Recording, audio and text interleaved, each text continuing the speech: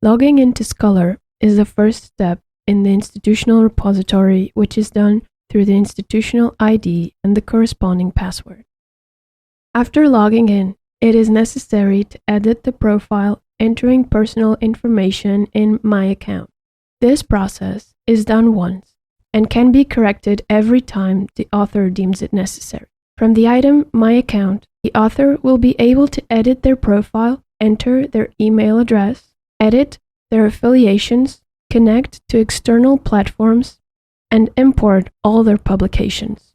With the field aliases, the author does not have to worry, as this item will grow based on publications and all the forms of name with which the author becomes known in the publishing world. When editing the profile, the author fills in fields such as name, website, if they have one, fills in their short biography, and can also fill in a more extended biography, enters their FOS scientific domain, and fills in a field related with scientific interests. Once these items are filled in, click Submit.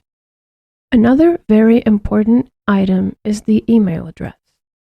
If the institutional address appears as the primary email address, which in this case is in private mode, the author has permissions to change it to public mode and also has the possibility of defining another address as the primary address. Scholar also allows you to add other email addresses.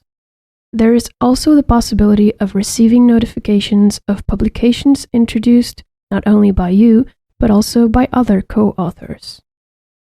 In the field Affiliations, the author will fill in all the fields that relate to their relationship with Instituto Superior Técnico.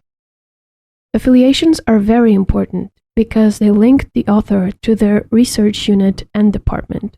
Scholar migrated all existing information in the previous SOTIS repository, setting January 1970 as the default entry date. This date must be updated and the actual date of entry into the unit must be entered. Let's do an experiment considering January 2013, and let's also consider that the author is no longer linked to the unit, that he no longer belongs to it. So let's say that to Scholar. Saying that it is no longer there, you will have to set an end date.